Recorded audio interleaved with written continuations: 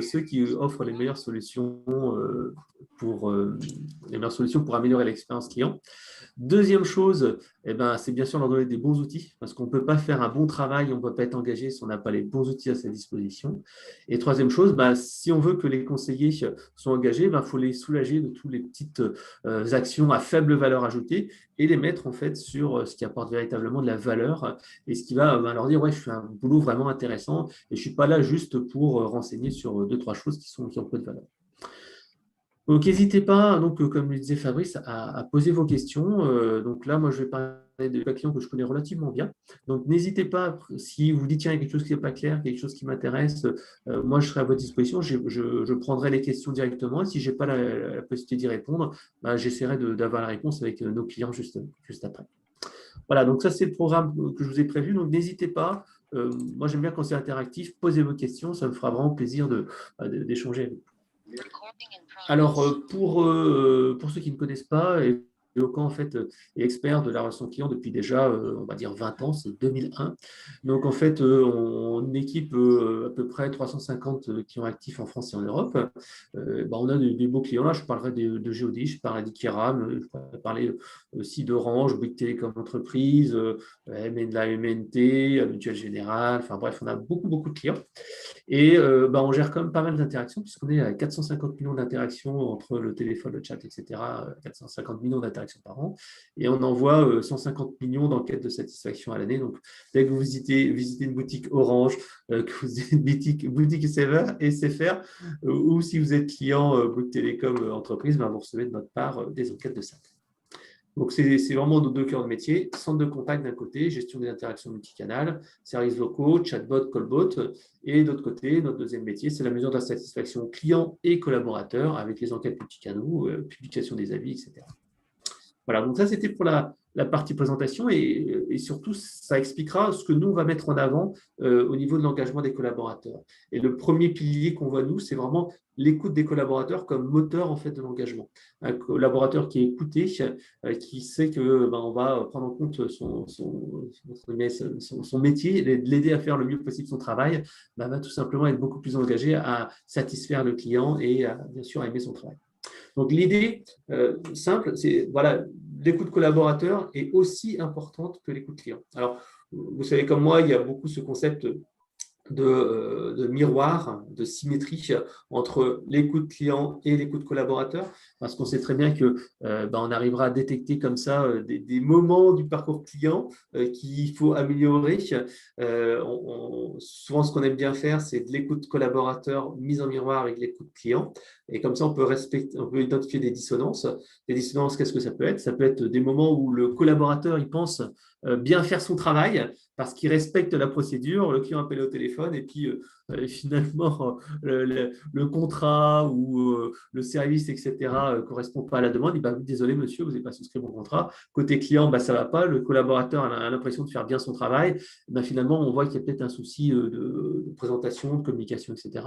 Au contraire, ça peut être le collaborateur qui se dit j'aimerais bien aider le client, mais je n'ai pas les moyens. Alors, je n'ai pas les moyens, ça peut être simplement de la procédure, le transfert sauvage qui est fait d'un service à l'autre sans contexte, ou c'est je n'ai pas les moyens de trouver l'information parce que je dois aller conseiller mes collègues, etc., etc. Donc, il faut identifier ces moments où il y a de la dissonance entre les deux, ou au contraire, parfois, il peut y avoir des effets waouh parce que le collaborateur pense juste faire entre guillemets son travail et puis il fait des choses que le client se dit ah ouais, j'ai vraiment apprécié, il m'a proposé un autre service. Le service, c'est un petit peu ce qu'on a vu avec la MNT, la Mutuelle Nationale Territoriale, avec leur principe de la relation client attentionnée, où le conseiller peut aller au-delà, entre guillemets, de son métier et proposer quelque chose en plus, comme par exemple donner du conseil sur des prestations qu'il peut avoir droit en dehors de son contrat ou supplémentaires à son contrat. Et là, à ce moment-là, le client se dit « Ah, waouh, c'est quelque chose que j'apprécie beaucoup et que le conseiller a fait. » Voilà. Donc ça, c'est cet aspect vraiment mesure des deux, et les deux sont vraiment importants et complémentaires, puisque et c'est le client qui va bien sûr en bénéficier, et c'est souvent le collaborateur qui est aux premières loges parce que c'est lui qui est en contact du client. Donc, pour faire de l'écoute collaborateur, il y a plusieurs moyens. Là, je suis encore dans la partie théorique. C'est la fameuse enquête annuelle, et j'y reviendrai juste après l'enquête RH annuelle qui, pour nous, n'est pas suffisante. Il faut vraiment passer au niveau supérieur si on veut vraiment avoir de l'engagement collaborateur. Il faut passer à l'expérience collaborateur sur des moments particuliers, par exemple l'effort pour faire certaines actions. J'ai parlé de la symétrie entre le parcours client et ce que pense en fait le collaborateur en face. Il y a des moments où on peut améliorer les choses. Bien sûr, des enquêtes régulières, ce que nous on appelle des enquêtes pulse, qu'on fait chez nous aussi. Pendant la période du Covid, on a fait des enquêtes régulières sur comment ça se passait en mode télétravail. Et moi, j'ai discuté avec plusieurs personnes qui sont responsables de centres de contact et ils me disaient, voilà, on a 10, 20, 30, 40, 50 personnes qui sont en télétravail et on sait qu'il y a pour certaines, la situation n'est pas facile. Pour d'autres, on n'arrive pas à détecter. Il y a des gens comme ça qui sont vraiment en situation pas facile parce qu'ils n'ont pas les moyens, parce qu'ils ont une connexion Internet qui n'est pas facile, etc., etc. Donc, il faut identifier aussi ces moments-là. Et je vous parlerai également de notre client Ikiera qui fait également ce genre d'enquête et qui est vraiment intéressant. Aussi, on a le Crédit Agricole qui fait ça, cette petite météo interne, un petit SMS qui est envoyé aux clients internes tous les semaines et qui permet de dire comment ça s'est passé cette semaine. Et dites-nous juste en un mot, est-ce que c'est une note? Et cette météo-là permet parfois de détecter la satisfaction ou tout simplement de pouvoir remonter des informations. Voilà.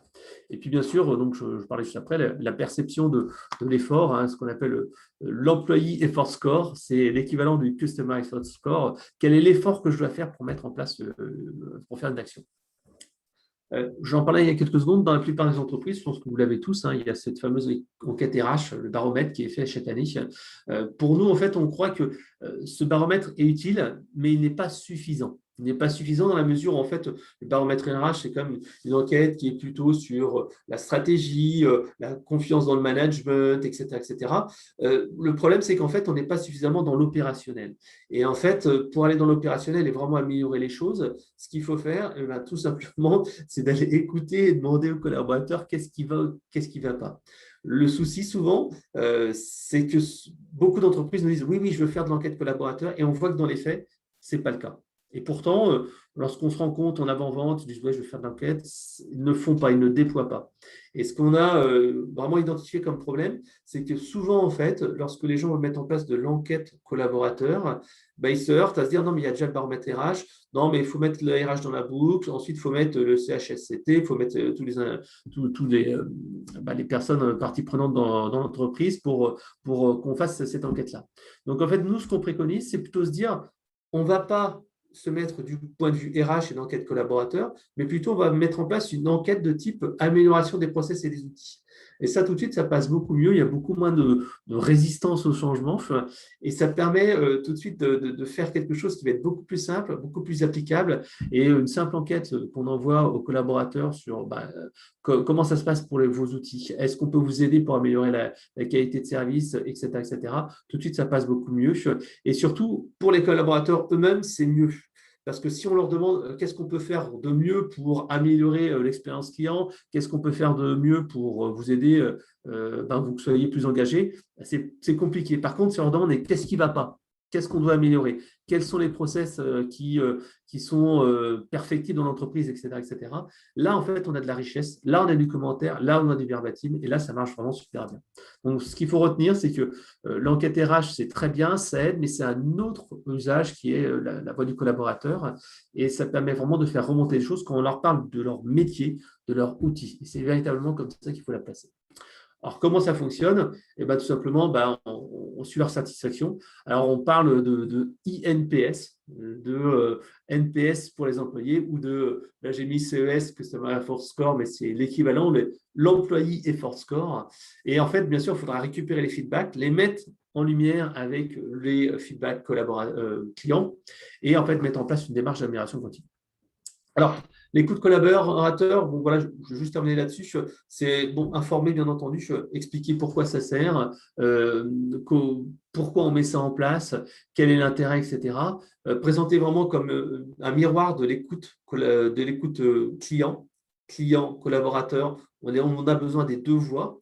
Et bien sûr, ce qui est important, c'est de communiquer les résultats et avoir des actions concrètes super rapidement. Ça, c'est essentiel et je montrerai l'exemple avec Ikera tout à l'heure. Si jamais il y a juste de l'enquête et c'est 6 mois qui s'écoulent avant les résultats, ça ne marchera pas parce que les employés vont être désengagés. On a vu le cas en fait avec un de nos clients qui organisait régulièrement des petits déjeuners expérience client qui disait voilà, c'est super, on met ça en place, mais en fait, les gens n'y viennent plus. Et moi, j'avais dit, mais OK, ils n'y viennent plus, mais est-ce que vous mettez un compte rendu de ce qui s'est passé, les actions qui ont été faites derrière, etc. Et en fait, c'était cet aspect de communication qui manquait. Il y avait des petits déjeuners, parfois il y avait des actions, mais ce n'était pas mis en avant auprès des participants, mais également auprès du reste de l'entreprise. Et forcément, il y avait un désengagement progressif parce qu'on ne voyait pas les résultats derrière. Voilà. Alors là, je vais vous partager en fait les remontées d'Ikera, qui est en fait donc un de nos clients qui a mis en place de l'écoute collaborateur. Je vous expliquerai pourquoi ce dispositif est original par la suite. Mais ce qui remonte en fait de leur cas pratique et de leur retour d'expérience, c'est qu'il faut véritablement avoir un top management qui est engagé et qui accepte d'écouter ce qui va et ce qui ne va pas. Et ça, vraiment, s'il n'y a pas le top management qui est impliqué dedans, ils nous ont dit que c'est compliqué de faire bouger les lignes. Et ensuite, comme je le disais précédemment, il faut vraiment communiquer sur ce qui a été dit. Voilà ce que vous avez dit. Il y a ça, en fait, qui nous a été dit et voici ce qui va être mis en place. Ils nous disent clairement que, par exemple, quand il y a une enquête type Pulse, une enquête qui est faite de manière régulière, qui peut être trimestrielle, etc., et bien, en fait, ils appellent ça Pulse pour mesurer en fait, le pouls de l'entreprise. Ils se donnent en fait à peu près 1,5 mois entre le début de l'enquête et la restitution aux collaborateurs avec le plan d'action qui a été mis en place. Donc 1,5 mois, vous allez me dire c'est beaucoup, mais ils sont quand même 2200 dans l'entreprise. Donc il y a quand même un certain moment entre le moment où c'est répondu aux questions, l'analyse et ensuite les plans d'action derrière. Mais ce qui est vraiment essentiel, c'est de dire qu'il faut qu'il y ait des résultats derrière. Et ensuite, une fois qu'on a mis cette enquête-là, il faut continuer. C'est-à-dire qu'il faut mesurer après les résultats. Là, ils ont fait par exemple une enquête sur le télétravail, je vous en parlais tout à l'heure. Après, il faut se dire, mais auquel télétravail, est-ce que ce qu'on a fait est mieux? C'est ça qui est important, ça permet de voir d'abord si on tient les promesses, si les promesses sont tenues, si les indicateurs de satisfaction des collaborateurs augmentent ou pas. Donc le but, c'est vraiment de mettre en place ce fameux cercle vertueux. Plus on entend en fait la voix du client, on l'écoute, plus le collaborateur se sent écouté, plus forcément il va faire des suggestions et plus en fait il y aura des plans d'action. Et Ikera nous a dit clairement qu'au début, c'était un petit peu timide, mais lorsque les collaborateurs ont vu que finalement, ça allait donner des résultats, ils étaient de plus en plus impliqués, engagés à répondre et à proposer des choses pour améliorer la satisfaction. De plus, en fait, ça génère de la confiance et cette confiance, en fait, fait que bien sûr, les gens vont s'exprimer de plus en plus. Fait un petit peu intéressant, et c'est ce qui était assez original chez Ikera, c'est qu'en fait, le fait de mettre en place ces enquêtes auprès des collaborateurs, qui sont après remontées directement au niveau de la direction, fait que les collaborateurs ont eu tendance à plus faire confiance à l'enquête collaborateur quand on parlait à leur manager N+1. C'est-à-dire que parfois, ils faisaient des suggestions directement dans l'enquête qui s'adressaient plutôt à leur service ou des choses comme ça, afin que ça soit écouté auprès de la direction et que ça soit redescendu auprès de leur manager. Donc, c'est vrai qu'au niveau des managers, c'est toujours un petit peu délicat d'avoir ce type de remontée-là, mais ça montrait que cette enquête était un canal de communication, un nouveau canal de communication qui permet de faire améliorer les choses. Voilà. Parce que leur voix était beaucoup plus écoutée, beaucoup plus audible au travers des enquêtes qu'au travers d'une remontée que l'on fait à son chef, qui n'a pas forcément ni les moyens, ni le temps, ni le pouvoir en fait, de faire ces changements. Voilà. Donc ça, je vous ai parlé un petit peu de la partie théorique. Maintenant, je vais vous parler donc de la partie pratique. Donc avec Ikera, qui met en place en fait un projet sur 2 ans qui s'appelle en fait la philosophie CARE, puisque la société Ikera, le CARE avec le CARE comme prendre soin, puisqu'en fait c'est prendre soin à la fois des clients, mais également prendre soin au niveau des collaborateurs. Et cette philosophie CARE est devenue véritablement un leitmotiv de l'entreprise et c'est même devenu un positionnement vis-à-vis de la concurrence. Et si vous allez sur leur site internet, voilà, ils mettent dès le départ que c'est un accompagnement fondé sur l'écoute et la bienveillance. Et si on veut mettre en place cet aspect écoute et bienveillance auprès des clients, il faut forcément qu'à l'intérieur de l'entreprise, il y ait la même chose, écoute et bienveillance. Si on n'a pas ces éléments-là dans l'entreprise, on aura beaucoup de mal à les faire passer en dehors de l'entreprise. Alors, quelques mots sur Ikera. Alors donc, je me fais un petit peu le porte-parole d'Ikera, qui est un de nos clients depuis plusieurs années. Donc Ikera est leader français du recouvrement de créances, travaille pour des banques, des télécoms, etc. Et ils ont 2300 collaborateurs présents sur les marchés français et italiens. Ils sont équipés de nos solutions d'enquête de clients et collaborateurs. En fait, pourquoi ils ont mis en place cette philosophie CARE? D'abord, il y a eu en fait une fusion entre deux entreprises, donc deux entreprises qui ont fusionné, qui ont donné naissance à Ikera. Et leur volonté, en fait, c'était de mettre en place un positionnement qui va être totalement différent de la concurrence. Au lieu d'être dans, voilà, on fait du recouvrement comme les autres, on va faire entre guillemets du recouvrement responsable parce que les entreprises vont leur confier leurs clients pour faire des recouvrements.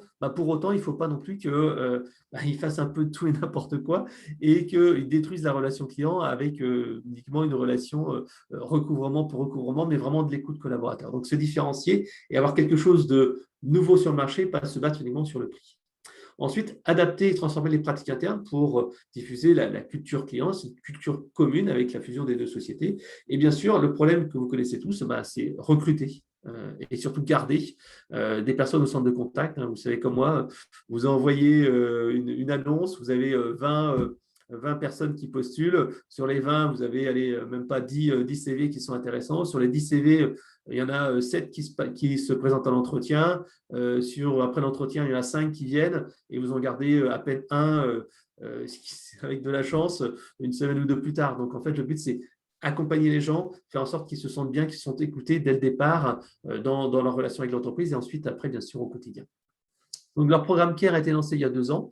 Le but, c'est de faire du recouvrement en préservant la relation client. Donc, améliorer la satisfaction des clients et des débiteurs. Alors, quand on fait du recouvrement, ce n'est pas forcément inné, mais oui, il y a une mesure de la satisfaction. Post-appel, est-ce que c'est bien passé avec le conseiller?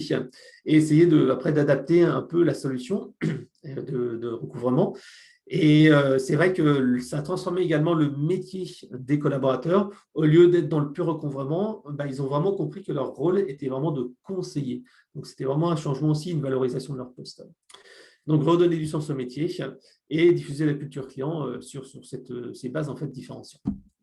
Alors, pour mettre en place ce programme-là, donc il n'y a pas que de l'écoute collaborateur. Donc, en fait, il y a grosso modo 3 piliers. Le premier pilier, en fait, c'est une direction unifiée avec tout ce qui est relations humaines. En fait, ça, c'est quelque chose qui est quand même assez, je veux dire, assez original. Moi, je n'ai pas vu dans beaucoup d'entreprises d'avoir en fait sous un même toit, sous une même responsabilité, à la fois le service client, à la fois les services généraux, les ressources humaines, etc., etc. Donc, en fait, le but, c'est d'avoir cette direction unifiée. J'en parlerai juste après.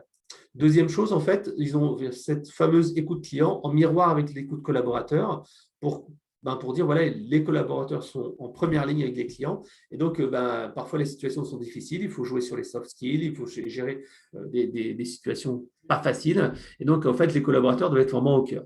Et ensuite, ensuite c'est la partie, comme je disais, recrutement, préservation et essayer de garder ses collaborateurs. Donc, écouter les collaborateurs et faire en sorte qu'ils soient moteurs et que leur voix compte.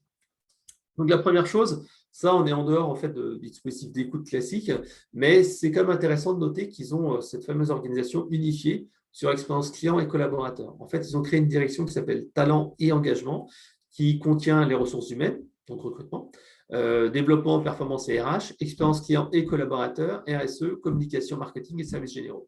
Donc, en fait, c'est vraiment, ça leur permet d'avoir une seule voix pour appliquer tout ce qui est cet aspect humain.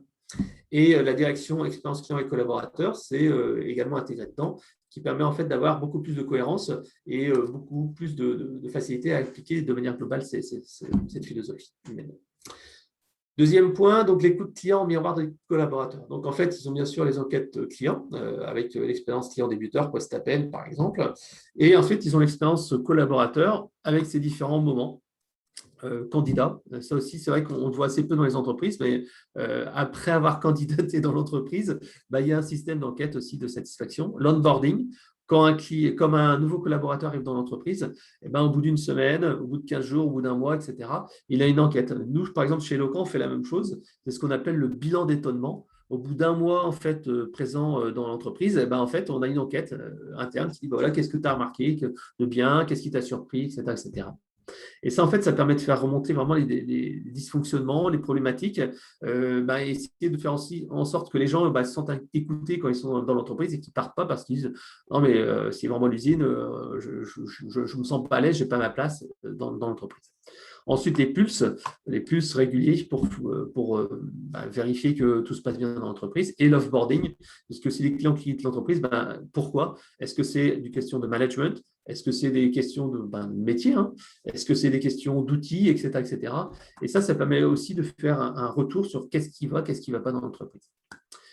Donc, cette diffusion de la culture client et de la voix du client dans l'entreprise passe, le premier volet, j'en ai parlé tout à l'heure, les enquêtes de satisfaction. Le but, en fait, c'est très simple, hein, vous connaissez, identifier les points noirs du parcours client. Donc, dans les process internes, qu'est-ce qui ne va pas dans les process internes? Ça peut être là, dans leur cas, du process de recouvrement ou des choses comme ça. Ça peut être également d'optimiser les process des donneurs d'ordre, puisqu'en fait, ils se sont rendus compte que parfois, il y avait de l'insatisfaction qui arrivait dès le départ chez eux, mais en fait, c'était un problème de remise non appliquée, du dialogue qui avait été mal fait chez le donneur d'ordre. Et à ce moment-là, en fait, ils arrivent comme ça à dire non, nous, on a identifié quelque chose qui ne va pas chez vous, voici ce qu'il faut améliorer. Mais également le coaching des conseillers. Parfois, il y a bon, c'est vrai qu'il y a des clients qui sont parfois de mauvaise foi, mais parfois, en fait, c'est des manières de dire, des manières de parler, des manières d'exposer les choses qui font que finalement, on n'emploie pas les bons mots, les bonnes paroles, on est parfois un peu maladroit. Et l'objectif, c'est tout simplement d'aller corriger l'insatisfaction s'il y a un problème, de faire un rappel derrière, bien entendu, mais également de pouvoir coacher les conseillers sur la manière de faire. Et donc, voilà, comme je disais, enquête post-interaction, appel au service client, et puis également valoriser la voix du client, et ça, j'en parlerai juste après avec quelques exemples. Division de la voix du client aussi, ça c'est important. Donc, ils font vraiment en sorte que la voix du client soit entendue partout, avec des relais ambassadeurs care, donc ambassadeurs de la culture care, clients et collaborateurs, dans tous les services et tous les sites du groupe, donc 13 sites. Une évaluation qualitative de l'efficacité du recouvrement qui a été revue. C'est-à-dire qu'avant, leur efficacité du recouvrement, c'est combien je récupère d'argent. Ensuite, ils ont mis en place, dans leur enquête de satisfaction, 3 nouveaux critères qui sont l'écoute. Est-ce que le collaborateur qui a appelé le client a été à l'écoute de mon problème? Deuxième chose, est-ce qu'il y a eu de la courtoisie? Est-ce qu'il s'est bien présenté, etc., etc. Et enfin, la solution adaptée. Est-ce que ce qu'on m'a proposé est adapté? Et ça, en fait, c'est 3 questions qui permettent en fait de matérialiser cette philosophie du care, de la bienveillance. Et cette bienveillance se manifeste forcément par la courtoisie, d'une solution adaptée et de l'écoute du client. Et grâce à ça, en fait, ça permet de coacher les collaborateurs sur cet aspect-là. Est-ce que c'est bien là-dessus? Est-ce que tu dois t'améliorer? Est-ce qu'il y a des choses à faire là-dessus? Et une gouvernance impliquée au plus haut niveau, puisqu'en fait, chaque mois, chaque trimestre plutôt, il y a le PDG du groupe qui sélectionne un verbatim qui sera ensuite affiché dans les différents sites du groupe pour en fait montrer l'exemple. C'est important de montrer l'exemple et on en parlera tout à l'heure. Il y a à peu près 70% des personnes qui répondent aux enquêtes internes, et ce qui est comme un taux assez important. Ce qui est important, comme il disait, c'est travailler par l'exemple, montrer ce qui se passe de bien et pas taper sur les gens qui ne font pas pour l'instant exactement ce qu'il faudrait faire. Donc ensuite, la formation culture client et coaching, ça je vous montrerai tout à l'heure, ils ont formé plus de 60 managers à cette fameuse culture client, évolution des formations, puisqu'en fait, grâce aux enquêtes de satisfaction, ils ont récupéré des verbatims des clients par rapport aux attitudes, aux paroles des conseillers. Et en fait, ils utilisent ça dans les formations des nouveaux conseillers, mais également des perfectionnements aux conseillers existants. Ils disent, regardez, voilà ce que disent les clients. Quand vous dites ça, voilà ce que dit le client. Et voici exactement ces mots. Et ça donne vraiment tout à fait un sens différent, puisque le client, ce n'est plus un numéro, mais on voit bien ce qu'il dit et les conséquences que ça a dans sa vie à lui lorsque quelqu'un fait quelque chose. Donc, ça responsabilise et les gens disent, oui, d'accord, ok, je comprends mieux, je vois pourquoi on fait ceci, cela. Donc, les évolutions dans les process, les outils et les méthodes, donc forcément, les formations, comme je le disais, ont été enrichies grâce au verbatim. Ils ont mis une charte sur la culture client pour traiter les clients de manière un peu plus juste. La double écoute, en fait, qui a été mise en place sont les nouveaux critères. On a parlé tout à l'heure de écoute, courtoisie, etc. Et les remontées aux donneurs d'ordre sur les dysfonctionnements. L'autonomie également, on parlera tout à l'heure, mais des conseillers engagés, il faut quand même qu'ils aient un peu de latitude et qu'ils ne soient pas coincés dans leur métier en disant voilà, c'est la procédure, c'est comme ça, et qu'ils aient un peu de latitude sur cette gestion-là. Puis la mise en place de challenge autour de l'écoute client. Alors justement, je vais vous en présenter quelques exemples concrets ici. Donc, développer l'engagement des collaborateurs, et donc ils ont des animations plateau autour de la satisfaction client. Ici, en fait, vous avez à l'écran des écrans TV où en fait ça tourne et par exemple ici il y a un flash challenge avec ici à vous de jouer pour être parmi les gagnants. N'oubliez pas, restez courtois, restez à l'écoute et proposez des solutions adaptées puisqu'en fait c'est des critères de notation. Et en fait, chaque mois, en fait, il y a des personnes du service client qui ont un petit trophée. Ici, donc, la personne trophée or, etc., etc. Donc, ça permet de motiver les équipes au quotidien avec cet petit aspect gamification. Au niveau de cette motivation et de cette matérialisation de la voix du client et de l'impact en fait, qu'ils ont. Donc, en fait, ici, directement dans le couloir qui mène à la cafétéria, ici, vous voyez, plus 8 points de satisfaction sur leur centre ici de relations clients. Dans l'entrée de l'open space, ici également l'affichage. À l'accueil, face à l'entrée aussi l'affichage. Donc, les écrans télé aussi qui apparaissent partout. Dans les salles de pause, dans les cafettes. Ici aussi dans les bureaux, dans les salles de réunion également. Donc ici, ils ont vraiment matérialisé partout et le plus possible cet aspect satisfaction. Et voici, là par exemple, c'était les KPI huissiers, le CXI, donc la satisfaction plus 13, c'est sa satisfaction, indicateur satisfaction client débuteur, etc., etc. Et ici, vous voyez, affiché différentes fois, c'est le taux de satisfaction obtenu sur les 10 études pilotes, plus 5% par rapport à T3 2020. Donc, on voit ici la satisfaction qui est vraiment au cœur et après, à chaque fois, les progressions qui motivent en fait les collaborateurs. Donc, ça, c'était la partie enquête de satisfaction donc, qui permet donc, de faire remonter la voix du client et dire voilà, vous faites bien les choses. Grâce à votre travail, regardez la satisfaction des clients augmentée, regardez les verbatims qui ont été sélectionnés. Le troisième pilier dont j'ai parlé, c'est monitorer le parcours client, parcours collaborateur. Donc, en fait, il y a des moments de vie dans le parcours collaborateur et en fait, il faut les mesurer. Donc, en fait, l'expérience recrutement, candidat, comment ça s'est passé, est-ce que j'ai été écouté, etc., etc. Même si je ne suis pas retenu, voilà, j'ai une enquête qui me permet d'évaluer ça.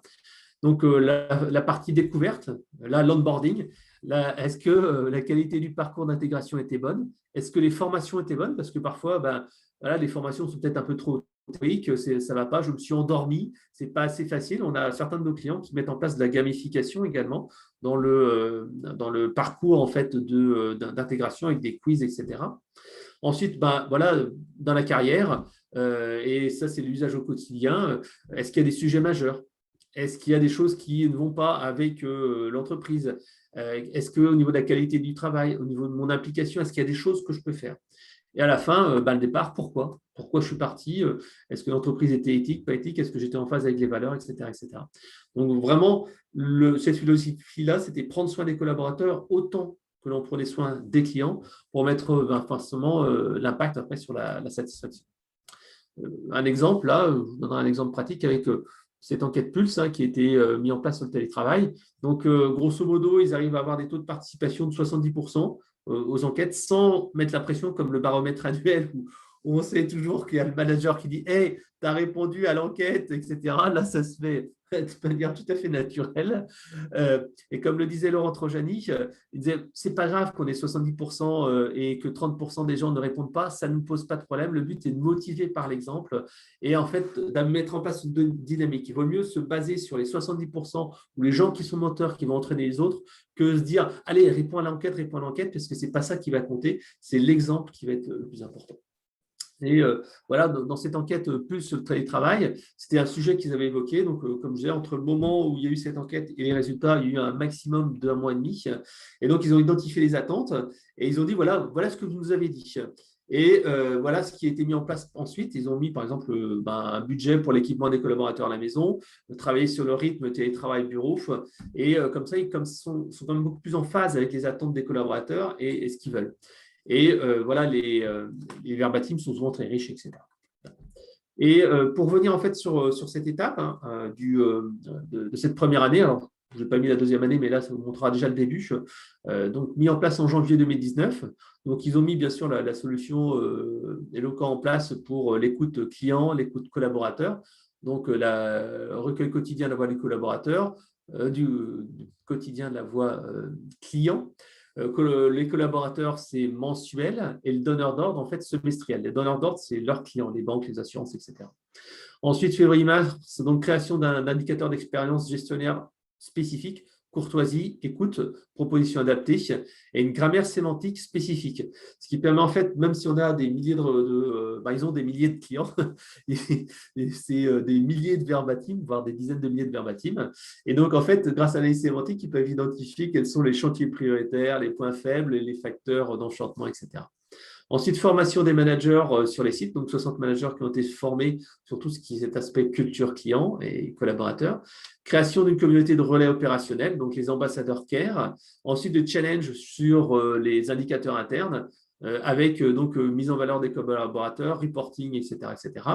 Et ensuite, ils ont mis en place cette fameuse direction talent et engagement qui a été mis en place après le lancement de ce programme et tout ce qui était affichage avec les verbatims sélectionnés, etc. etc. Voilà. Donc ça, c'est la partie.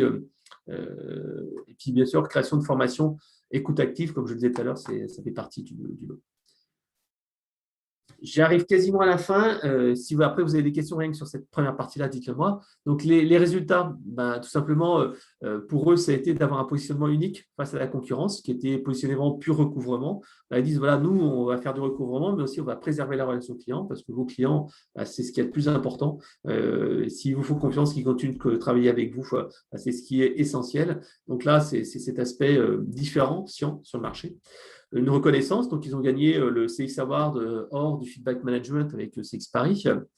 Ils ont vu une augmentation de la satisfaction client dès la première année, 6 points en un an, donc ce qui est quand même assez énorme. Au niveau des collaborateurs, donc c'était assez nouveau, donc forcément, il n'y a pas de référentiel, mais une satisfaction client qui est vraiment très, très, très significativement en hausse. Une application des collaborateurs qui a été vraiment beaucoup plus importante, une réduction du turnover également et une valorisation du métier.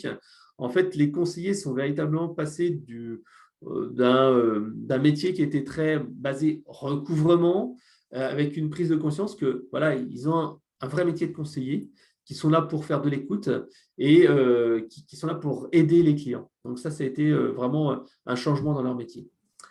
Et si vous voulez en savoir plus, je vous ai mis ici 2 interviews de Laurent Trojani, le responsable expérience client et collaborateur d'Ekira, et il expliquera, il a expliqué plutôt de manière beaucoup plus détaillée ce que je vous ai mis là sur la partie écoute collaborateur.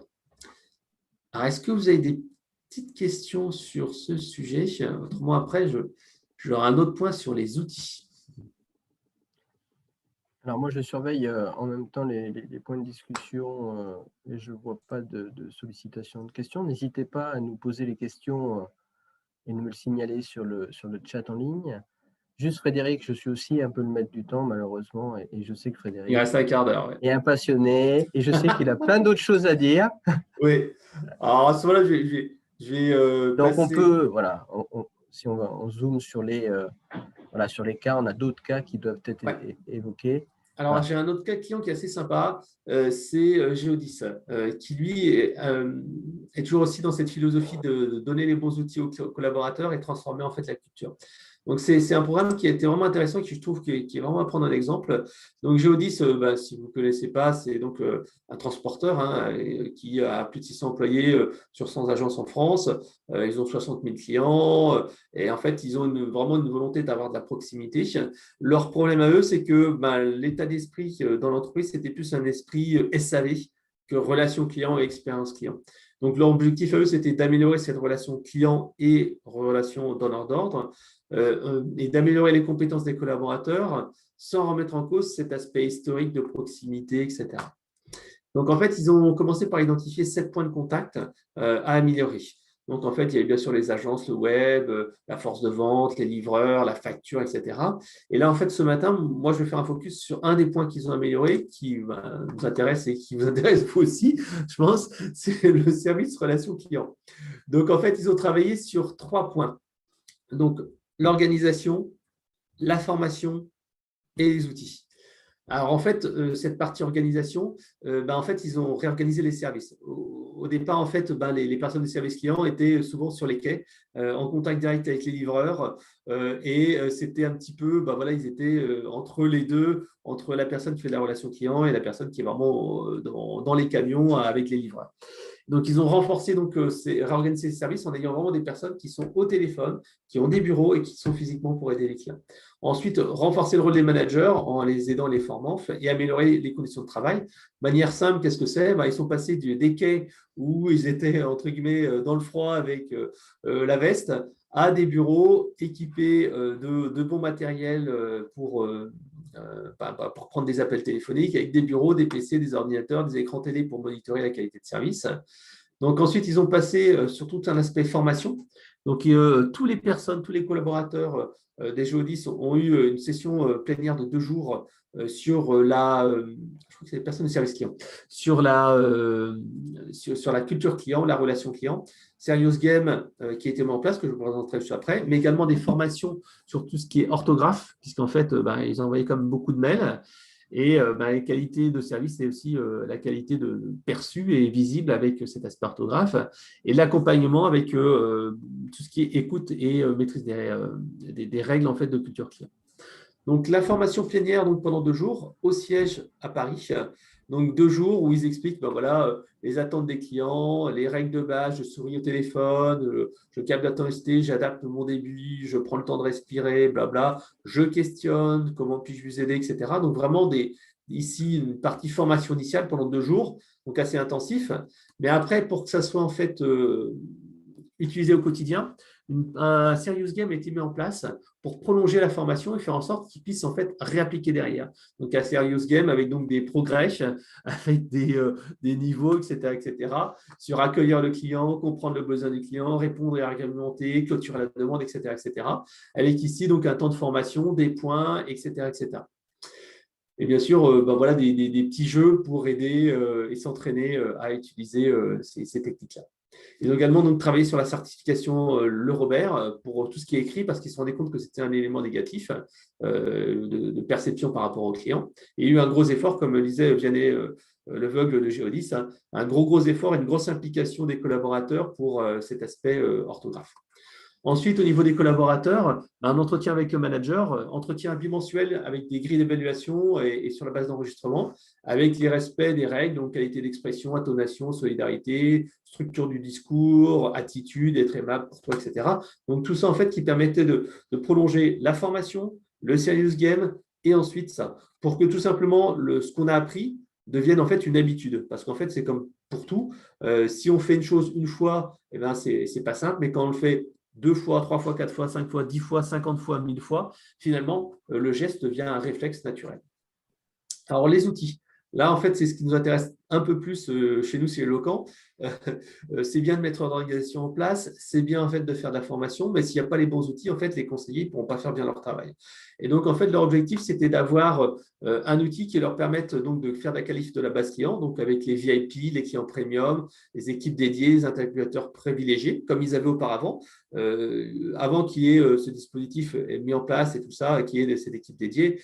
Les gens avaient l'habitude d'avoir leur commercial au téléphone ou leur conseiller ou leur agent. Et donc là, ils avaient la même chose, une interface collaborateur claire parce que forcément, il fallait qu'ils aillent vite. Ils ont beaucoup d'appels et donc il faut qu'ils soient productifs.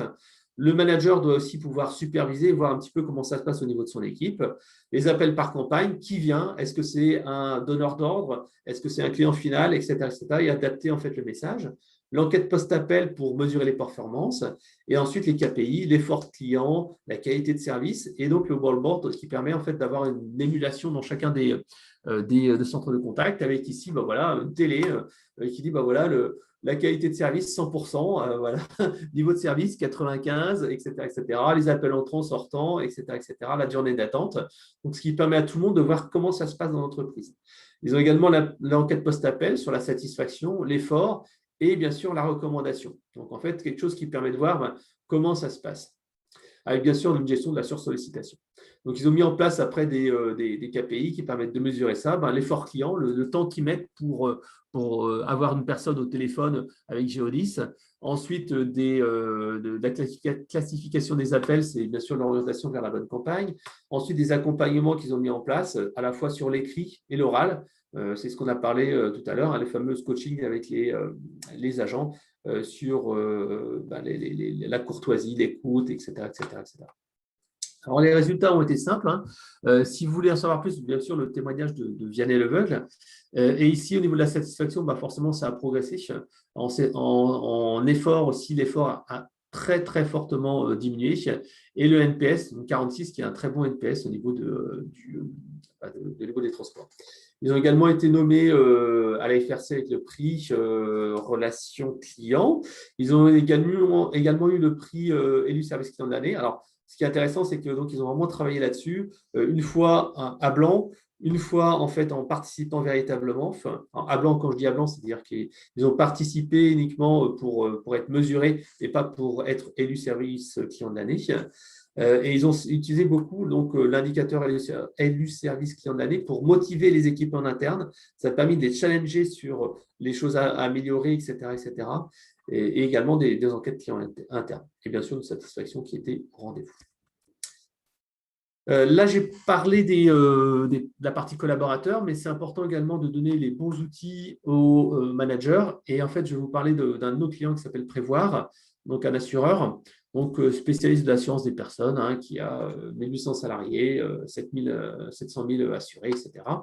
2 centres de contact, des agents qui sont équipés de locaux. Donc, si vous êtes intéressé pour en savoir plus, vous avez ici le témoignage de Sylvie Cléet, qui est vraiment très intéressant. Elle parle même des enquêtes proactives, c'est très intéressant. Et donc, en fait, là, ce que je voulais vous dire, c'est que c'est bien de donner aux collaborateurs les outils pour être plus efficaces, de la productivité, mais c'est encore mieux en fait de pouvoir donner aux managers et aux responsables les outils aussi pour améliorer l'expérience client et la relation client. Et par exemple, en fait, il y a quelques tableaux de bord, j'en ai partagé 3 qui me semblent assez intéressants. Alors, je ne sais pas si vous les connaissez tous, si vous les appliquez tous, mais moi, j'ai trouvé que ces 3 tableaux de bord n'étaient pas tout le temps déployés, donc c'est intéressant de le mettre. C'est tout simplement mettre en lumière le tableau de bord avec la durée moyenne de traitement et la satisfaction post-appel. Le but, c'est de savoir est-ce que le temps de traitement est suffisant ou trop important par rapport à la satisfaction client. Est-ce qu'on fait de la sous-qualité ou est-ce qu'on fait de la sur-qualité? Le but, en fait, c'est d'améliorer le parcours client, à savoir, est-ce qu'il y a des choses qui ne vont pas bien? J'ai passé un quart d'heure au téléphone avec le client, bon, il n'est pas satisfait ou moyennement satisfait, etc., etc. Ou voilà, est-ce qu'il y a des choses à faire? Est-ce que je dois coacher les équipes? Est-ce que dans certains cas, on passe trop de temps avec des clients parce qu'ils ont plein de choses à demander, ou au contraire, il y a des moments où il faut vraiment investir du temps. Voilà. Certains clients sont on disait toujours, il y a certains clients qui sont des bavards, des gens qui veulent discuter de beaucoup de choses, et il faut être un peu plus expéditif, et d'autres, en fait, il faut être, au contraire, il faut de l'écoute. Et des moments aussi où des problèmes, il faut être plus d'écoute, et d'autres où il faut être un peu plus expéditif. Deuxième tableau de bord qui est assez intéressant, c'est les clients qui ont bien sûr contacté plusieurs fois sur le même sujet en 1 ou 2 journées. Le but, c'est voir est-ce qu'il y a des dysfonctionnements dans les produits, dans les processus, qui aboutissent à des appels, à des emails multiples qui finalement pénalisent la productivité des conseillers. Donc, c'est un tableau de bord très simple avec la liste des contacts multiples, téléphone, email, éventuellement les autres services, avec l'identification des cas problématiques, avec l'écoute des conversations et le débrief avec les managers. Donc, ça, c'est vraiment un indicateur qui est essentiel pour savoir ce qui ne va pas et ce qu'on peut améliorer. Donc, le but, c'est améliorer le parcours client, coacher les équipes, voilà, et pourquoi pas des rappels individuels de clients pour savoir qu'est-ce qui s'est passé. Troisième tableau de bord intéressant, ça en fait c'est un tableau de bord qui permet d'identifier l'insatisfaction cachée. Ce qui se passe, c'est que, vous savez comme moi, le conseiller, il fait son travail, il a répondu au client, non, désolé, voilà, votre contrat, il ne contient pas ça, il y avait telle police ou telle option qui n'était pas souscrite, c'est comme ça. Donc, le conseiller, il fait bien son travail, le client, il comprend, voilà, ok, oui, je me suis fait avoir. Son niveau d'insatisfaction, il va dire, oui, j'ai une note sur 5, il va mettre peut-être 3. Il ne va pas dire qu'il est bien insatisfait parce que voilà, c'est lui qui n'a pas fait ou ce n'est pas le bon produit, etc. Et pourtant, le conseiller, peut noter dans son CRM avec des smileys l'insatisfaction par rapport pas par rapport à sa réponse, mais par rapport à ce qu'attendait le client. Donc, c'est un peu différent de l'enquête de satisfaction, c'est différent de la qualité de son appel à lui, c'est vraiment la qualité de la réponse. Est-ce que ça a été… est-ce que, même en ayant fait mon travail, est-ce qu'on est bien ou pas? Voilà. Et ça permet de redonner de la voix au conseiller et d'identifier ce fameux ventre mou de l'insatisfaction cachée et du fatalisme parce que le client dit bah oui, bah, c'est comme ça, quoi. Et ça permet donc de voir ces dysfonctionnements invisibles dans les notes qui sont plutôt satisfaits. Donc ça, c'est un tableau de bord que je trouve assez intéressant et qui est complémentaire aux enquêtes de satisfaction. Le dernier point, là, j'ai un petit peu débordé, on avait dit 11h30. Donc, le dernier point, c'est simple, c'est soulager les agents des tâches répétitives. Et là, en fait, je vous ai mis 2 cas clients. En fait, le premier, c'est Primagaz, qui est donc un opérateur dans tout ce qui est énergie, et en particulier forcément le gaz. Et donc, Primagaz, en fait, a, comme tout le monde, des pics comme beaucoup de personnes, des pics d'activité. Et eux, en fait, tout simplement, quand il fait froid, et en fait, les gens tout de suite se disent « Ouh là là, il va falloir que je remplisse ma cuve ou que je commande du gaz ». Et donc, en fait, ils ont ces pics-là. Et puis, ils ont aussi le fameux pic du lundi matin que connaissent beaucoup d'entreprises. Avec le lundi matin, tout le monde qui se réveille, il faut que j'appelle vite fait mon service client. Et donc, en fait, le service client était beaucoup pollué par des clients qui demandaient juste à avoir un relevé de compteur, qui demandaient à avoir une demande de prix, qui demandaient à faire de la prise de commande. Et donc, ils avaient certes un espace client, mais qui était relativement peu utilisé ou peu connu ou pas d'une ergonomie forcément facile. Et donc, ils ont mis en place un chatbot avec nous sur l'espace client, donc Sam de Primagaz, qui est connecté au système d'information et qui permet de faire du relevé de compteur, qui permet de faire du suivi de commande, etc., etc. Et grâce à ça, en fait, ils ont économisé l'équivalent de 2 temps plein d'agents et les agents ont pu vraiment prendre des appels à plus forte valeur ajoutée. Autre cas, et j'aurais pu vous mettre aussi un autre cas qui est à l'inverse, qui est King Jouet. King Jouet, lui, qui a des pics d'appels aussi l'hiver, mais plutôt à la période de Noël. J'en ai pris un autre qui est Aqualux, qui lui est dans les piscines. Alors lui, c'est l'inverse de Primagaz, c'est quand il fait chaud, les gens veulent une piscine et ils appellent beaucoup, ils achètent de la piscine, du liner, etc., etc. Et donc, forcément, les équipes du service client sont assez occupées. Et donc, le but, c'est de les soulager des demandes récurrentes avec du suivi de commandes de manière automatique. Voilà, donc j'ai fini ma petite présentation. Ce que je voulais vous dire… Pardon, Frédéric. Oui, bonjour. Oui, tout d'abord, merci Frédéric pour cette présentation très riche. Oui, donc c'est difficile de poser des questions avec un tel flot d'informations, mais c'est très intéressant, je vous le confirme. Moi, en ce qui me concerne, j'avais 2 questions, alors paradoxalement, qui sont assez, excusez-moi l'expression, bas niveau, mais qui revient au début de votre présentation. Concernant la première question, et elle concerne ce que vous avez appelé la démarche d'appropriation de la culture client et l'accompagnement ad hoc vis-à-vis des collaborateurs et des agents. Il ne me semble pas avoir entendu l'usage de scripting adapté ou customisé pour justement aider l'agent.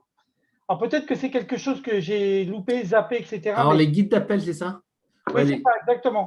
Et du coup, dans l'appropriation de la culture, j'ai bien conscience, comme vous l'avez dit tout à l'heure, qu'il y a X culture client, ce qui reviendrait à déployer autant de scripting ou de guides qu'il n'y a de culture client, mais il n'empêche qu'il y a je pense, des fondamentaux dans, comme vous l'avez dit, la manière d'apporter et d'amener le discours ou l'accompagnement des agents vis-à-vis des clients pour être davantage dans une démarche de conseil et d'accompagnement que dans une démarche de relance. Donc voilà, ça, je n'ai pas entendu. La deuxième question, et elle porte plus à une dimension qui est quasi RH, qui est, vous avez évoqué le fait que il y avait un process d'intégration des nouveaux arrivants d'onboarding. Alors moi, j'entends ce que vous dites sur le rapport, le bilan d'étonnement, etc. Mais il y a un vrai sujet là-dessus, d'ailleurs, qui dépasse et qui va au-delà des sujets des agents, puisqu'il concerne aussi, je pense, les RH de manière générale, mais tout particulièrement, je pense, les agents, parce qu'il y a une plus grande flexibilité ou mobilité de cette population. Et ma question, c'est quid du SAV, ce que j'appelle le SAV, des points saillants qui sortent de ces bilans d'étonnement et de ce qu'on en fait dans la durée, parce que c'est ça qui crée, je pense, la frustration à terme, parce qu'en fait, ils ont le sentiment, en plus d'avoir été interrogés et sollicités, écoutés, mais sans action concrète dans la durée. Voilà, j'en ai fini. Ouais, ça c'est vraiment. Alors, j'ai peut-être pas suffisamment insisté là-dessus, mais c'est la clé. Si c'est juste des paroles, il va y avoir un désengagement. Au contraire, on va désengager le collaborateur parce qu'on va leur dire aidez-nous à améliorer la qualité de service. Et derrière, il n'y a rien qui change. Ils ont non, mais de toute façon, vos enquêtes, c'est rien. Votre programme culture client, c'est que du vent, c'est que du blabla, c'est que du discours. Donc, il faut véritablement avoir des actes derrière. Et donc, c'est vrai que je n'ai pas tout détaillé, mais il y a donc la newsletter interne avec les bonnes pratiques, les verbatims du mois, etc., qui sont vraiment super importants pour motiver les équipes. Et c'est vrai que à la fois Ikea, je crois qu'Ikea et en tout cas Geodis l'ont fait. La motivation avec du service client de l'année, ça permet aussi d'impliquer les collaborateurs et faire que les gens du service client sont mis en lumière, au moins pendant une période donnés dans l'année, ils sont mis en lumière auprès de la direction, auprès des autres services pour améliorer les choses. Et c'est vrai qu'il faut les valoriser. Et il faut vraiment donner de la réalité à ce programme d'expérience client. Ikea parlait d'1 mois et demi max. Pour moi, c'est vraiment la plus grosse durée qu'on puisse avoir parce qu'après, c'est trop long. Je suis d'accord. Alors, le premier point qui était les scripts d'appel. Alors, je sais qu'eux, ils ont… Je n'ai pas le détail de ce qui a été mis en place au niveau des scripts d'appel chez Ikea, mais je sais que nous, on le fait, on propose des scripts d'appel. Mais ce qui est important surtout, c'est quand même de donner de l'autonomie aux collaborateurs pour ne pas leur fasse trop robotiser. Je ne sais pas si j'ai répondu à votre question. Oui, non, mais très bien, très bien. Je vous remercie. Et j'avais une troisième question, mais le temps qu'on nous est Oh, coupé. si Allez-y, Fabrice me l'autorise. Allez-y. Il n'y a pas d'autres questions, en tout cas, je vais me permettre. Vous confirmez, Fabrice, il n'y a pas d'autres questions? Oui. Non, c'est bon, vous pouvez y aller. Voilà. Et vous avez fait référence aussi à la mesure de la satisfaction client autour du DMP et puis de l'enquête post-appel, je crois, si ma mémoire est bonne. Oui. Je suis partiellement d'accord. Pourquoi? Parce qu'en fait, je pense qu'il faut y ajouter également peut-être des échos. Parce qu'en fait, comme vous l'avez dit, la durée n'est pas un critère en soi de la qualité. Enfin, la DMT n'est pas forcément un indicateur de la qualité de la relation que le client a avec l'agent, parce qu'il peut arriver, malheureusement, que la durée soit la conséquence d'une insatisfaction ou en tout cas ce que j'appelle une conversation qui vrille entre un client et un agent. Voilà. Ouais, non, mais je suis 100% d'accord. Et si je vous invite à regarder la conférence de Sylvie Cléet de prévoir, alors je l'ai remis ici, et c'est un petit peu ce qu'elle disait. Elle disait que parfois, en fait, il y a, c'est pas exactement ce que vous avez dit, mais elle disait que parfois, il y a des conversations longues qui sont faites qu'il aurait fallu écourter parce que le client reste trop longtemps à tourner autour du pot. Puis il faut écourter. Il faut certes avoir une qualité de service et écouter le client, mais des fois, c'est de la surqualité, quoi. Ok, merci La beaucoup. conférence est super intéressante. Vous pouvez regarder. Il y a même sur des exemples de 2 campagnes d'appel proactifs qui sont vraiment intéressants parce qu'ils permettent d'aller vendre plus, en fait. Vendre plus. Très bien. En tout cas, merci pour la qualité et l'enthousiasme. Merci. Mais c'est un plaisir. Donc, de toute façon, on mettra tous les supports à disposition sur le site du CPRC et vous pourrez consulter, bien entendu, comme bon vous semblera, l'ensemble des supports. Frédéric, on a terminé sur la première partie. Oui, c'est fini. Merci, Frédéric. On va laisser la parole à Sandrine. Merci, Sandrine, d'être avec nous. Je me permets la petite parenthèse, un remerciement particulier parce qu'elle est en congé et elle nous fait le plaisir d'être avec nous. Donc, c'est super sympa. Merci, Sandrine, de passer ce moment avec nous. Merci. Alors, je vous laisse partager l'écran. Oui, je vais partager l'écran. Est-ce que vous m'entendez bien? Parce que j'ai eu des problèmes de son au début. C'est bon? Parfait, Sandrine. Super. Très bien. Donc, Sandrine Beltran, moi, je suis directrice de la relation client à la Banque Postale depuis 1 an. Et au préalable, j'étais à la Société Générale où j'ai passé une quinzaine d'années sur des sujets de transformation et de relations clients. Alors, aujourd'hui, pour vous parler d'engagement collaborateur, c'est un sujet qui me tient particulièrement à cœur et je vais vous partager notre expérience autour du conseiller augmenté. Alors, tout d'abord, un petit point sur le secteur bancaire. Alors, c'est un secteur que je qualifierais sous pression. On a en fait un contexte qui est doublement difficile. D'abord, des attentes clients qui ne cessent d'augmenter. depuis 5 ans à peu près avec l'ouverture à la mobilité bancaire. Au préalable, on avait plutôt des clients captifs qui restaient dans leur établissement bancaire même s'ils n'étaient pas satisfaits. Et de plus en plus, en fait, nos clients ont les mêmes exigences, quel que soit finalement leur domaine de consommation. Alors, sans grande surprise, vous retrouvez les attentes que vous avez, vous, sur les autres domaines d'activité. Un besoin d'immédiateté, le client ne veut pas attendre, de moins en moins, y compris pour le mail. Hein. Moi, je prends toujours l'exemple du mail à 48 heures. On était sur une promesse dans le secteur bancaire assez standard. Amazon est arrivé avec un engagement à 1 heure et c'est vrai que le 48 heures, ça devient de plus en plus long pour le client, pardon. Il veut aussi des réponses sur l'ensemble de ces canaux et sur des canaux et des plages horaires de plus en plus élargis.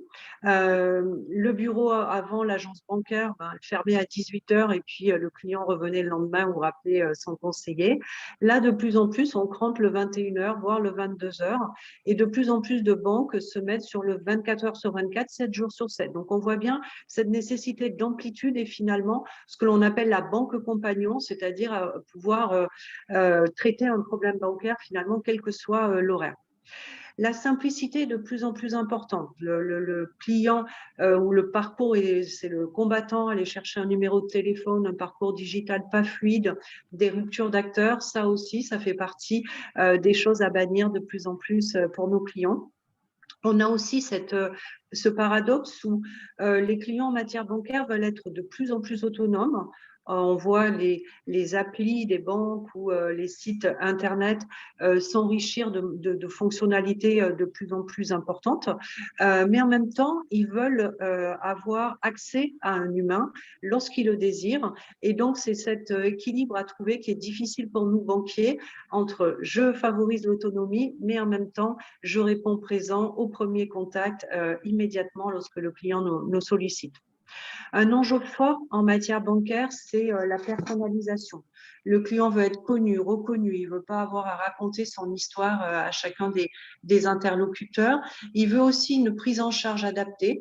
On ne traite pas un client fragile, qui est une spécificité de la Banque Postale, comme on traite un client patrimonial. Il veut aussi une prise en charge adaptée à son moment de vie. La banque accompagne les clients dans toutes les situations, hein, les plus joyeuses aux plus tristes, à travers les successions, à travers des difficultés bancaires, autour de la fragilité économique. Et donc, ce besoin d'empathie, ce besoin de prise en charge personnalisée est de plus en plus important. C'est plus du tout la vision qu'on avait à 5 ans, assez impersonnelle du banquier. Et enfin, vous, expert de la relation client, un peu le Graal hein, auprès duquel tout le monde court, c'est tout ce qu'on appelle l'émotion, qui est le levier d'engagement client et de fidélité des clients. Alors, ça passe par de l'empathie, ça passe par de la surprise, mais en tout cas, on essaie tous d'aller chercher cet effet waouh pour générer de l'engagement client. Alors, en plus de ces attentes de plus en plus fortes, on a un marché qui est sous une contrainte assez importante qui revêt plusieurs aspects. Une concurrence de plus en plus accrue. On a vu apparaître les banques en ligne avec une expérience beaucoup plus fluide et totalement à distance. On voit apparaître les néobanques qui disruptent un peu le modèle. Ce sont des banques nativement digitales qui mettent à mal notre modèle de banque de réseau parce que les parcours sont fluides. Je vois N26 qui communique sur une entrée en relation en quelques clics. On est très loin de l'entrée en relation dans l'agence avec le banquier derrière son bureau qui remet la carte. On voit bien qu'on est en un vrai bouleversement en fait des habitudes, y compris sur des actes fondamentaux. Je viens de parler de l'entrée en relation, mais c'est aussi vrai sur le crédit immobilier. On a un marché sous tension parce qu'on a des taux bas qui persistent. Alors, c'est bien en tant que client, c'est moins bien en tant que banquier puisque ça pèse sur nos résultats d'exploitation. On a une pression réglementaire de plus en plus forte autour de tout ce qui est régulateur, le KYC, RGPD, qui fait évidemment que les investissements consacrés au business diminuent ces derniers temps compte tenu du résultat, de cette double contrainte résultat et nécessité de se mettre aux normes. Et puis, c'est évident, mais on va quand même le rappeler, bon, on est dans un contexte de récession assez majeure où forcément, on va avoir un impact sur le risque avec une fragilité à la fois des clients particuliers, mais aussi des entreprises et des professionnels. Alors, comment réagit la Banque Postale face à cet environnement ? Donc, on a sorti une nouvelle ambition avec notre plan stratégique à 2027, avec une ambition forte qui est de devenir à 5 ans la banque préférée des Français.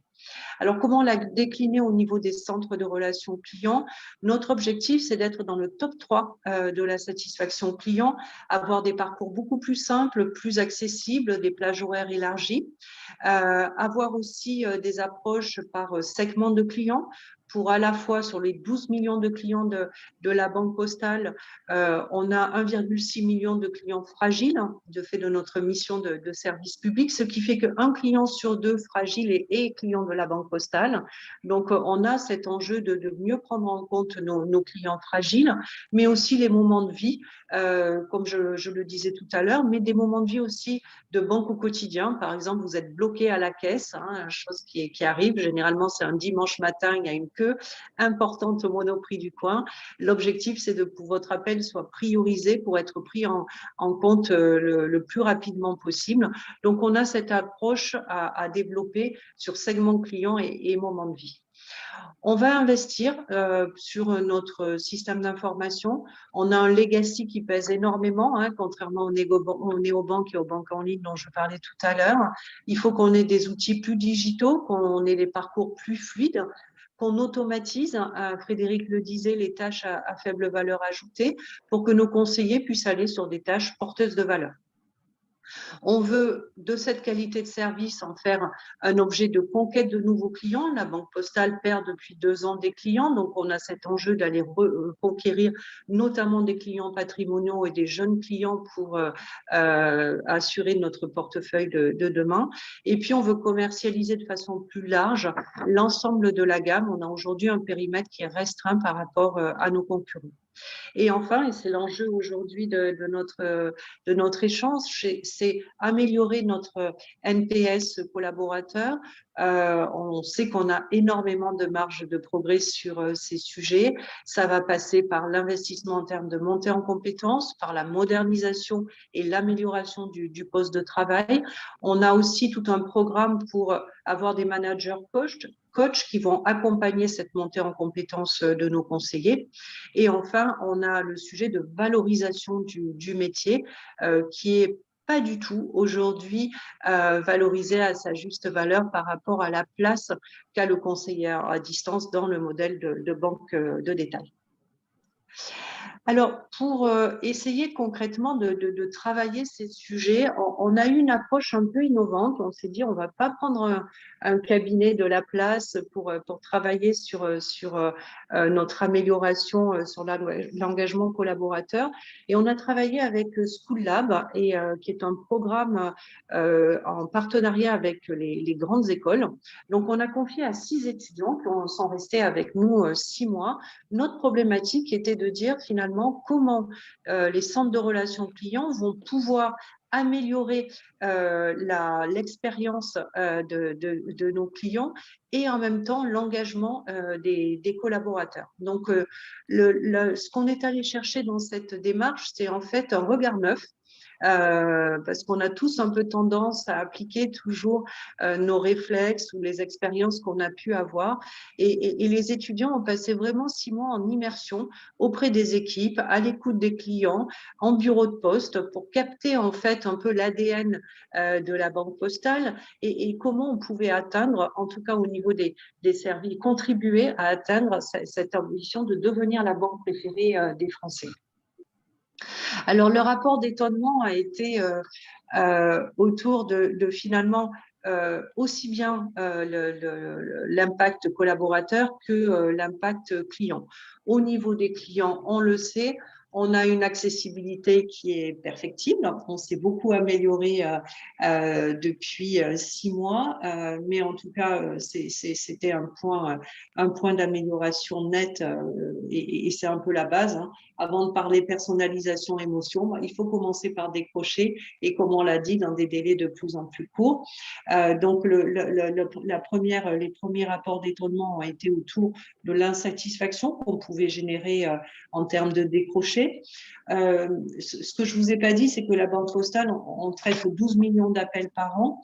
On a des pics d'appels qui sont dans le mois très hétérogènes. Au moment des prestations sociales, on peut prendre jusqu'à 100 000 appels dans une journée. Donc, c'est tout notre enjeu de garder cette qualité de service et ce taux de décroché tout au long du mois, malgré les pics d'appels qu'on peut avoir. Un autre point d'amélioration de façon assez classique, c'est qu'on a un taux de réponse au premier contact qui est assez faible. Donc, tout le travail qu'on va faire dans les 5 prochaines années pour améliorer notre taux de résolution au premier contact, éviter ces ruptures d'acteurs que l'on a pour élargir en fait le périmètre de nos conseillers, afin que nos conseillers dans les centres de relations clients aient finalement des périmètres à peu près équivalents à ceux d'un conseiller en agence. Et alors, quand on regarde nos collaborateurs, le bilan non plus n'est pas très positif. On a une difficulté à accéder à l'information. Alors, c'est assez classique, mais renforcé chez nous, avec des procédures, des modes opératoires, dans des répertoires partagés, dans des répertoires personnels, sur le bureau, dans les bulletins. Et donc, forcément, pour aller rechercher cette information, les conseillers mettent souvent le client en attente, ce qui est mal perçu de la part de nos clients. Et puis, un sujet où la Banque Postale fait partie du groupe La Poste, et donc on favorise la mobilité et les parcours croisés au sein du groupe. Et donc, on a notamment beaucoup de facteurs qui viennent un peu dans une deuxième partie de leur carrière rejoindre les services clients. Et donc, ils ont une culture du service, de la relation client assez naturelle. En revanche, ils sont assez réfractaires à la vente et on a vu que forcément, l'équipement dans les centres de relations clients est un enjeu et donc on avait aussi cet irritant à traiter. Alors, le travail au bout de 6 mois, si vous pouvez changer le slide. Alors, sur quoi ça a débouché? Nos étudiants, en fait, on est arrivé à ce concept de conseiller augmenté. Alors, qu'est-ce qu'on appelle le conseiller augmenté? C'est se dire que finalement, on décharge le conseiller de toutes les tâches administratives, c'est-à-dire rechercher de l'information, faire des tâches répétitives ou à faible valeur ajoutée, pour finalement capitaliser sur toute la relation qui peut apporter et toute l'émotion dont on parlait, l'empathie qui va pouvoir offrir à nos clients. Notre objectif, c'est quoi? C'est d'avoir finalement un conseiller qui est aidé grâce aux outils, c'est d'avoir une meilleure image du service client et donc finalement avoir une signature relationnelle, la Banque Postale, banque et citoyenne. Donc, on a un vrai enjeu en termes de posture relationnelle et ce concept de conseiller augmenté va nous y aider. On souhaite également, parce que c'est un gros facteur d'insatisfaction pour nos clients, avoir un espace de travail, un outil beaucoup plus ergonomique et plus adapté à nos conseillers pour là aussi les recentrer et améliorer leur quotidien. On veut également, et c'est un axe d'amélioration, créer une communauté au sein des services relations clients. On a 22 sites, donc on a un maillage très riche, ce qui fait qu'il n'y a pas encore ce sentiment d'appartenance. Hein. Chacun appartient à son centre et on veut faire émerger cette communauté de conseillers en valorisant davantage le métier et puis bien sûr en investissant sur le développement des hommes et des femmes. Alors, ce concept de conseiller augmenté, quand on le détaille un petit peu, il va se constituer de plusieurs briques qu'on va déployer au fil du temps.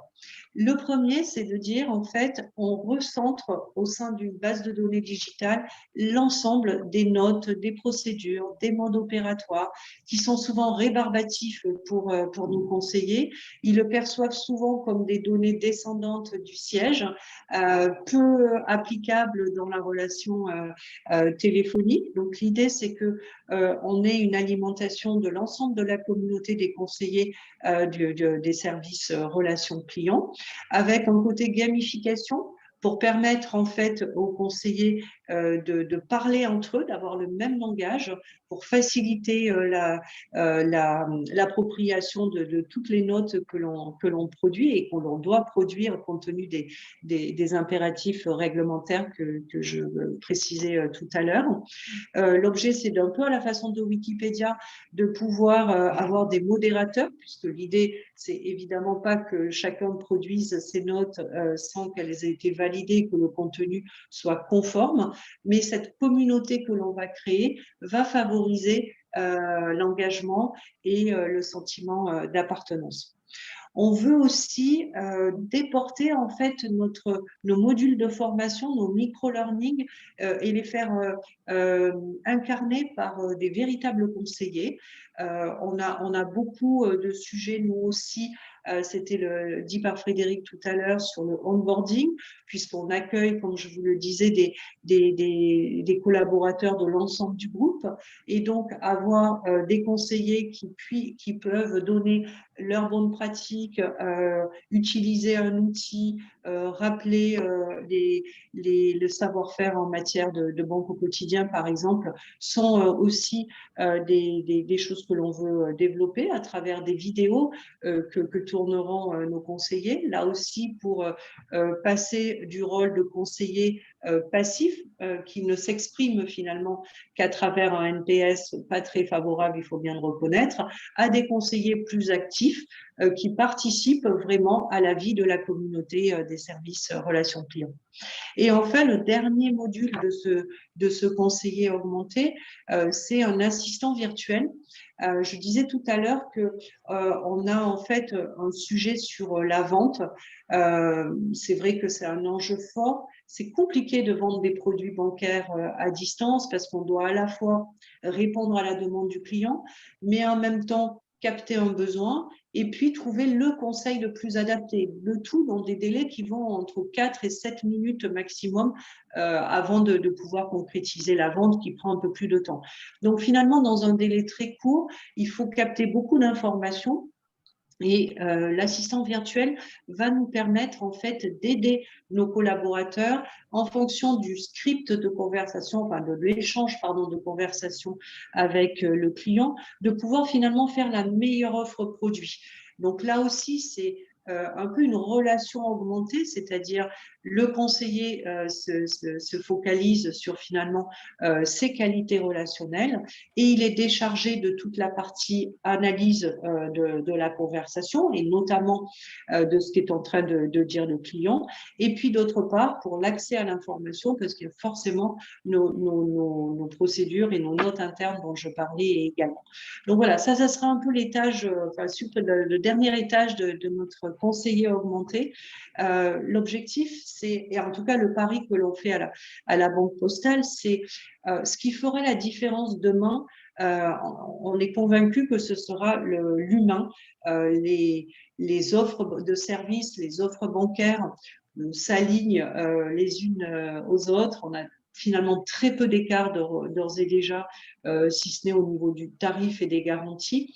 Et donc, finalement, qu'est-ce qui fera que demain, un client choisit d'aller à la Banque Postale ou ailleurs?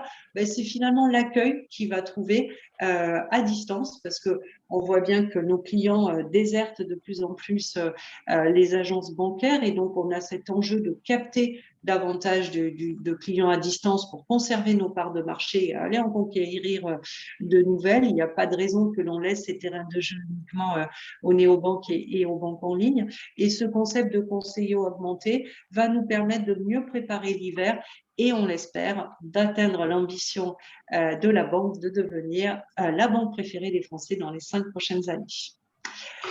Voilà pour le cas d'expérience que je voulais partager avec vous. Je répondrai avec plaisir à vos questions si vous en avez. Je vais consulter en même temps. N'hésitez pas. Si certaines, vous avez des questions à nous notifier. Je ne vois pas de questions pour l'instant. Je peux vous partager mon expérience. Moi,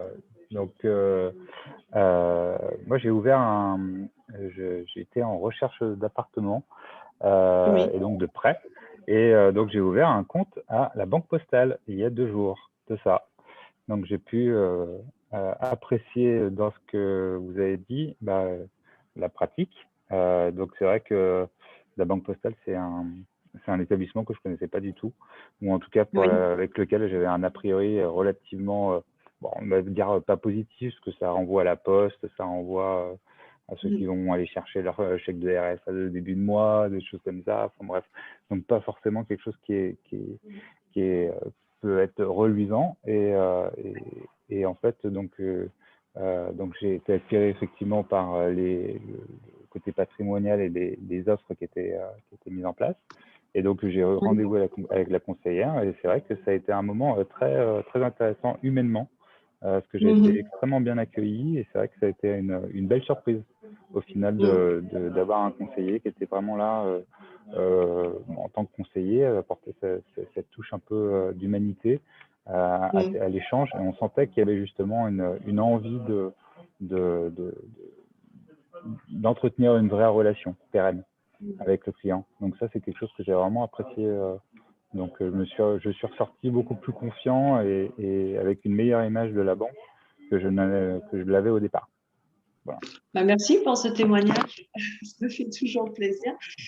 On a effectivement beaucoup travaillé. Alors, vous avez raison, on a un vrai sujet de déficit d'image.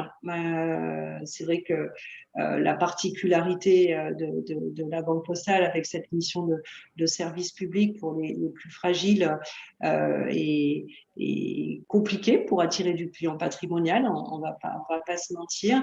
Donc, le pari que l'on fait, c'est l'enjeu, il est sur la qualité de service, c'est-à-dire que à la fois en étant meilleur sur le à distance, parce que je pense qu'aujourd'hui, on peut traiter, y compris du crédit immobilier, si c'est votre projet, mais aussi du conseil ou de l'assurance vie ou de l'épargne financière à distance. Et ça va nous permettre, en fait, de capter et de détourner un peu cet inconvénient que l'on a. Après, on a le plus beau maillage de la banque de détail avec un territoire et une présence dans les territoires extrêmement large. Donc ça aussi, ça peut être un atout. Mais bien sûr, l'enjeu, il va être sur la qualité de service et puis sur l'humain, effectivement, où, encore une fois, avec notre devise de banque et citoyenne, le pari que l'on fait, c'est qu'on mette l'humain au cœur de notre modèle relationnel. Et c'est un projet sur 5 ans, mais on est content si ça commence d'ores et déjà à porter ses fruits. En tout cas, merci pour votre témoignage. Avec plaisir. J'ai une question pour Sandrine. Bonjour Sandrine. Bonjour.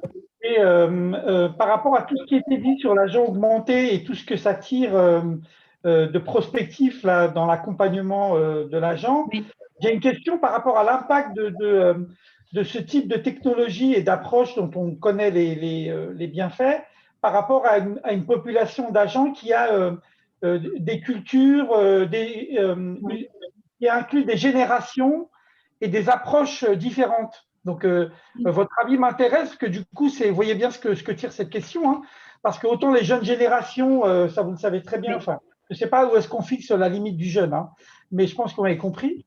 Mais l'idée de voir voilà, comment tout ça chez vous s'imprègne, ou en tout cas comment est-ce que vous voyez versus la réalité concrète que vous voilà.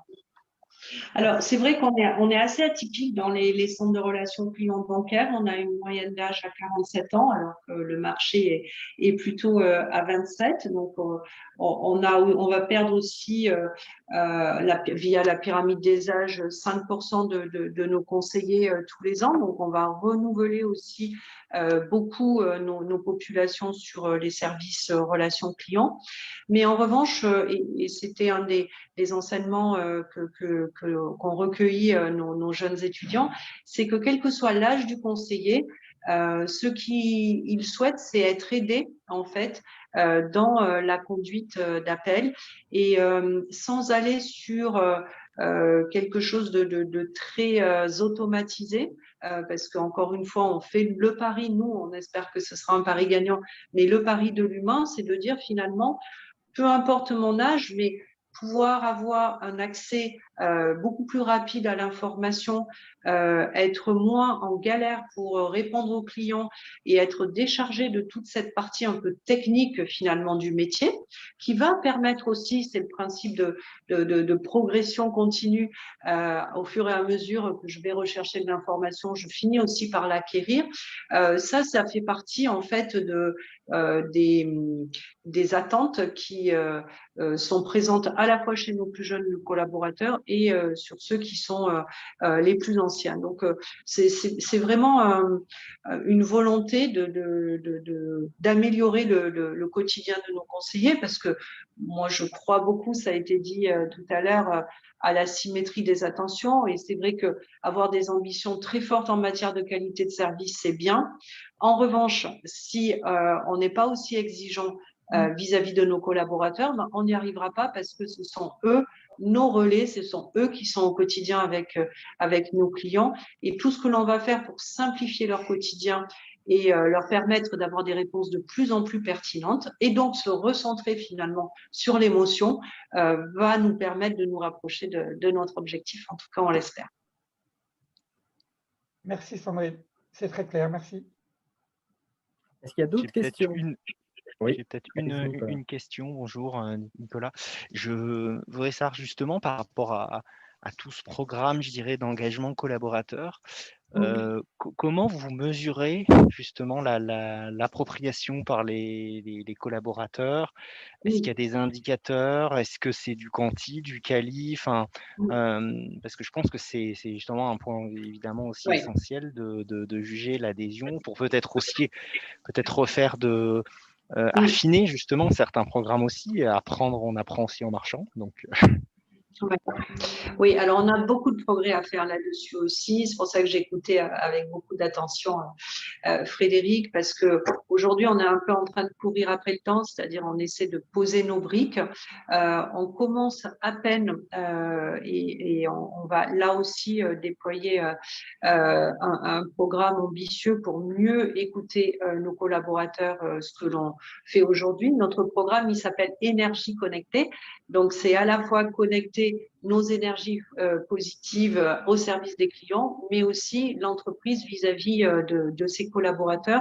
Et dans ce programme Énergie connectée, il y a toute une partie feedback, recueil des humeurs, des axes d'amélioration du bien-être collaborateur que l'on va mettre en place en parallèle. Parce que vous avez raison, si on n'a pas à des moments prises de température pour savoir finalement si ce que l'on est en train de faire va dans le bon sens ou pas, si on a les collaborateurs avec nous, on aura raté le coche parce que on verra pas si nos actions sont comprises, sont acceptées, si notre NPS progresse, donc NPS collaborateur, je parle. Donc, on a vraiment ce sujet aussi à mener en parallèle.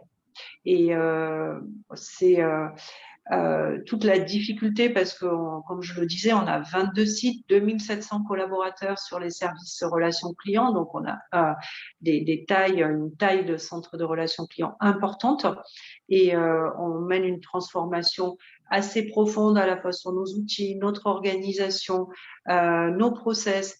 Et donc, c'est important que l'on garde la vue sur nos collaborateurs et qu'on les embarque avec nous dans cette transformation.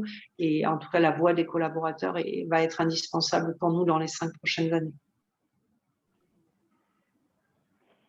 Est-ce qu'il y avait une tentation à digitaliser encore plus la relation client Oui. Parce que là, il y avait encore des conseillers en agence, etc. Est-ce qu'il y a une volonté de digitaliser davantage?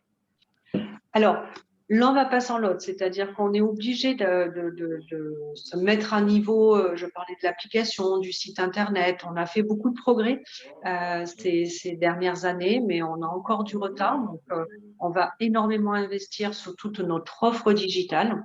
En revanche, le pari que l'on fait aussi, c'est même si les clients vont de moins en moins dans les agences ou les bureaux de poste, c'est de capitaliser sur notre maillage, parce qu'on a, je le disais, le maillage le plus dense. Alors, il y a des inconvénients, mais il y a plein de qualités de proximité.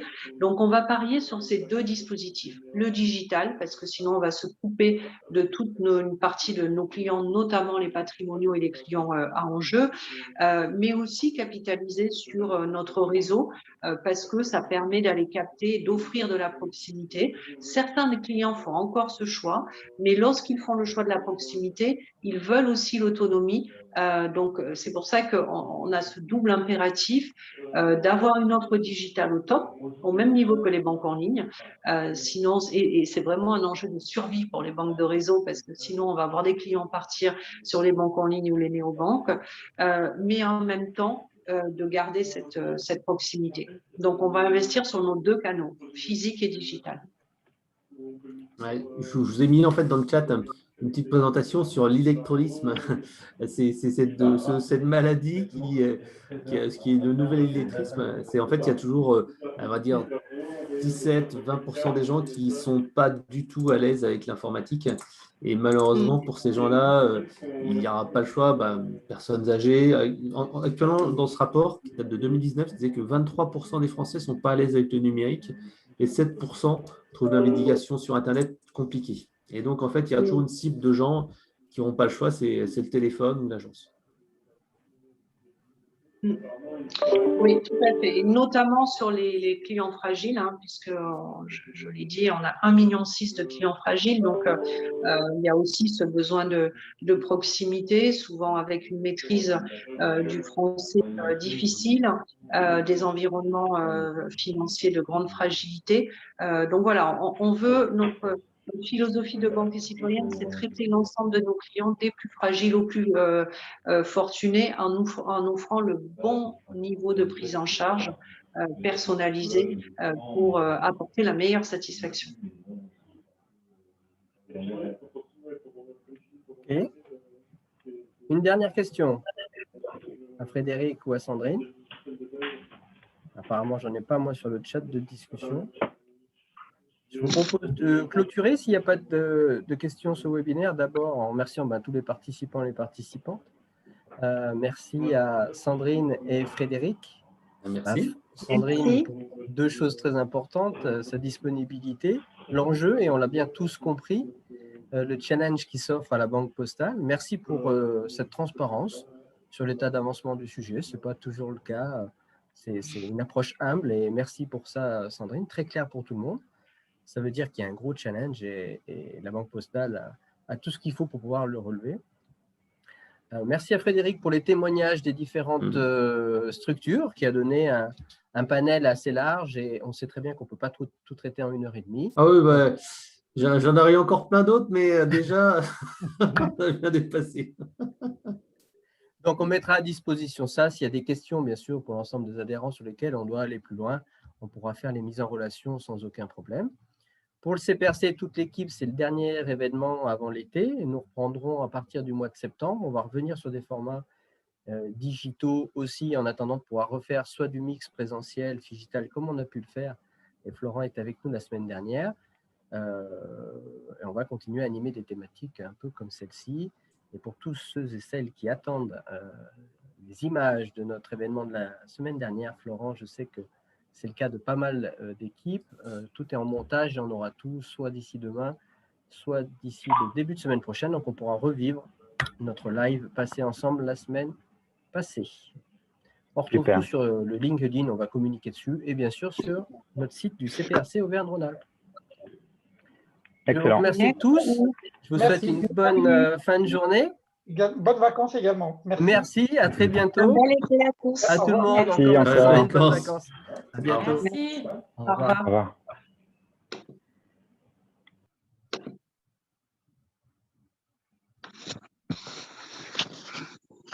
Bonne journée. Au Sandrine. revoir.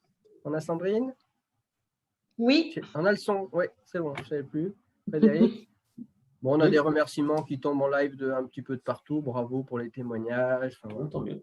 Bah, j'espère que ça vous a plu, que ça a été intéressant pour vous. Ah bah, en tout cas, ça a répondu, ça a suscité des questions. Non, non, c'était très bien.